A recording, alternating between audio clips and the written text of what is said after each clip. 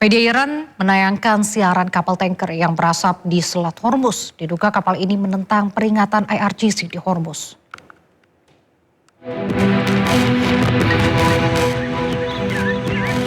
Pada hari Sabtu waktu setempat, media Iran menayangkan terdapat sebuah kapal tanker minyak Kafo Maleas berasap di tengah perairan. Garda Revolusi Iran mengklaim bahwa kapal tersebut menjadi sasaran setelah mencoba menggunakan jalur selatan-selat tanpa mengindahkan peringatan mereka. IRGC juga menegaskan telah memperbaharui peringatannya kepada pelayaran komersial. Mereka menggambarkan jalur tersebut sebagai jalur tidak aman. Tanggal pengambilan rekaman tersebut tidak dapat diverifikasi secara independen.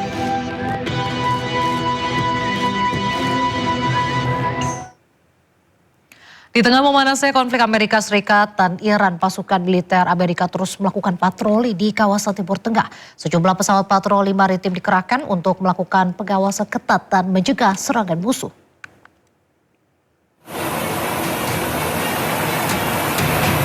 Komando Pusat Amerika Serikat atau CENTCOM merilis rekaman video yang menunjukkan pasukannya melakukan patroli di kawasan Timur Tengah. Amerika Serikat telah mengerahkan sejumlah pesawat patroli maritim sebagai bentuk pengawasan ketat dan mencegah serangan musuh. Dalam rekaman video, sebuah pesawat P-8 Poseidon Angkatan Laut AS mendekati pesawat militer pengisi bahan bakar di udara milik AS, yakni KC-135 Stratotanker, untuk mengisi bahan bakar saat berpatroli di Timur Tengah. P-8 Poseidon adalah pesawat pengintai khusus yang termasuk di antara banyak aset yang memantau perairan regional selama blokade Amerika Serikat terhadap Iran. Hingga 30 Juli, CENTCOM mengklaim telah mengalihkan 24 kapal komersial, menonaktifkan 2 kapal dan mengerahkan 2 kapal untuk memastikan kepatuhan penuh.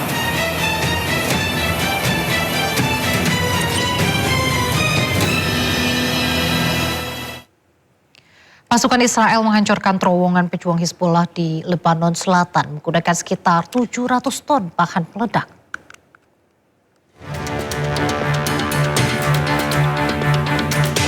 Pasukan militer Israel atau IDF menghancurkan jaringan terowongan pejuang Hizbullah di kawasan pegunungan Beaufort, Lebanon Selatan. Israel menggunakan sekitar 700 ton bahan peledak untuk meluncurkan serangan tersebut. Sebuah rekaman video menunjukkan tentara Israel bergerak melalui terowongan kosong dan memperlihatkan senjata, amunisi, dan peralatan lain yang ditemukan di dalamnya. IDF menyebut pejuang Hizbullah menggunakan lokasi tersebut sebagai markas dan tempat penyimpanan persenjataan militer. Mereka menganggap terowongan tersebut sebagai bagian dari infrastruktur militer yang dianggap sebagai ancaman besar. Pasukan Israel menggeledah fasilitas tersebut sebelum dihancurkan, kemudian merilis rekaman ledakan besar yang mereka klaim bahwa situs bawah tanah tersebut telah hancur.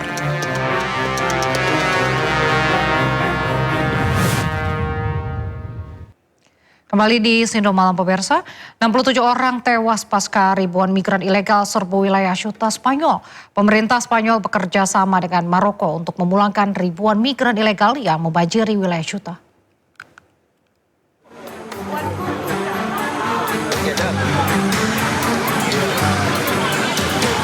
Ribuan migran ilegal menyerbu wilayah Ceuta, kota otonom Spanyol di dekat Afrika Utara. Para migran ini berlari dan berdesak-desakan hingga nekat berenang di lautan untuk menerobos masuk melalui perbatasan darat dari Maroko. Bentrokan pun terjadi saat otoritas setempat berupaya menghentikan kerumunan migran di dekat perbatasan. Bahkan sejumlah kendaraan hangus terbakar.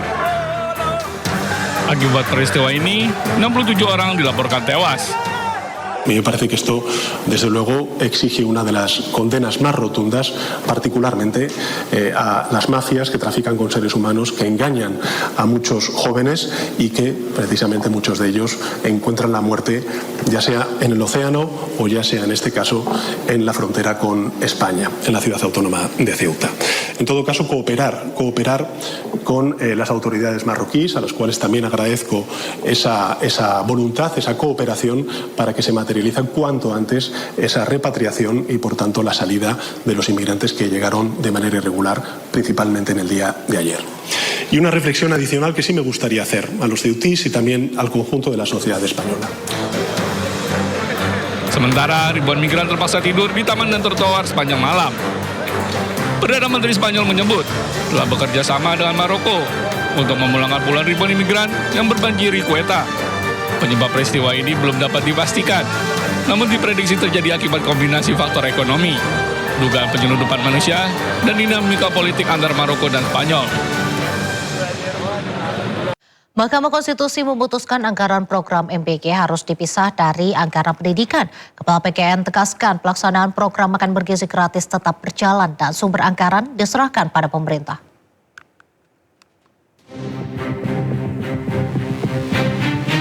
Mahkamah Konstitusi tegaskan makan bergizi gratis bukan bagian dari komponen utama biaya operasional penyelenggaraan pendidikan.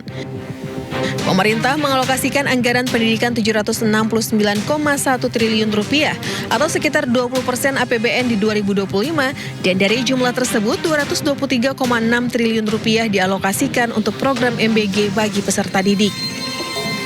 Menteri Sekretaris Negara Prasetyo Hadi mengatakan pihak Istana Kepresidenan akan mempelajari lebih dulu putusan MK terkait pemisahan anggaran program MBG dari anggaran pendidikan dalam APBN. Kami juga sudah mendapatkan informasi bahwa MK mengambil sebuah putusan, tapi memang yang pertama karena kami posisi sedang di luar kota secara resmi, kami belum menerima salinan keputusan tersebut dan tentu saja karena apapun keputusan MK tentu kita hormati, nanti akan kita pelajari karena bagaimanapun kalau berkenaan dengan masalah anggaran tentu kita tidak berdiri sendirian karena anggaran itu kan kita susun juga bersama-sama dengan teman-teman kita di DPR. Jadi mohon waktu. Badan Gizi Nasional atau BGN menyatakan pelaksanaan program makan bergizi gratis atau MBG tetap berjalan di tengah putusan Mahkamah Konstitusi yang mewajibkan pemisahan anggaran pendidikan dan MBG. Kepala BGN menegaskan lembaganya tidak berwenang menentukan sumber anggaran karena merupakan kewenangan pemerintah.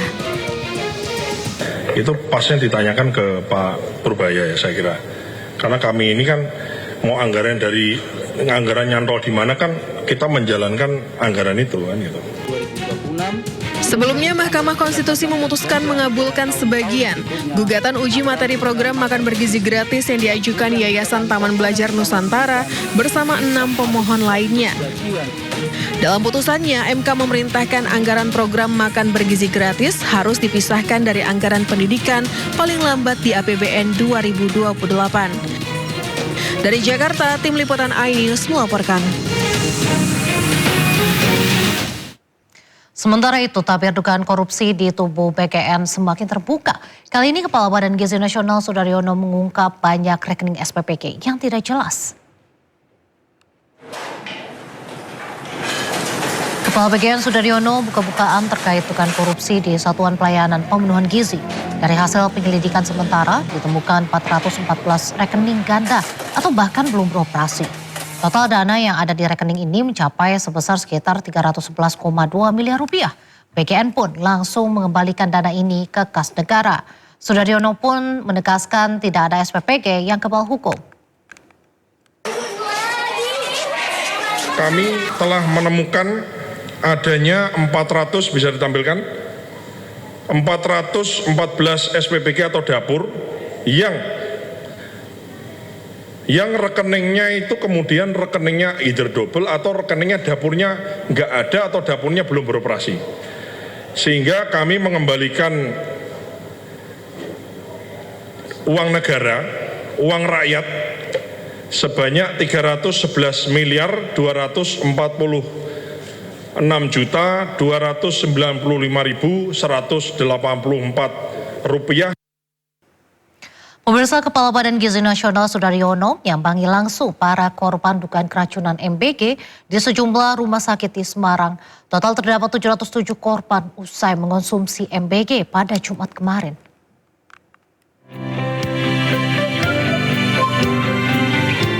Kepala Badan Gizi Nasional Sudaryono menyambangi langsung para korban dugaan keracunan MBG di sejumlah rumah sakit di Semarang. Di antaranya di RS Permata Medika, RS Bakti Tamtama, dan RS Panti Wilasa Citarum. Kunjungan dilakukan untuk memastikan kondisi para korban yang totalnya mencapai 707 orang. Terdiri atas 693 siswa, 14 guru SMK Negeri 6 Semarang, usai menyantap MBG pada Jumat kemarin dengan gejala pusing, mual, muntah, dan diare. Gimana kondisinya? Siap, untuk hari ini kondisinya sudah baik Bapak. Tadi untuk saat ini sih keluhan-keluhan mual muntah diare sudah nggak ada. Tanda-tanda vitalnya juga sudah baik, terakhir tensi sudah normal ya Bapak ya, 112/96, nadi juga sudah baik, 95 kali per menit. Iya. Berdasarkan hasil investigasi awal, BGN menduga insiden dipicu oleh beberapa bahan makanan yang kini dalam proses pemeriksaan laboratorium, serta waktu memasak yang dilakukan terlalu dini sebelum makanan dikirimkan. Sudaryono memastikan pihaknya telah menjatuhkan sanksi berupa pemberhentian sementara atau suspend kepada Satuan Pelayanan Pembunuhan Gizi SPPG Karangturi yang melayani para penerima manfaat tersebut.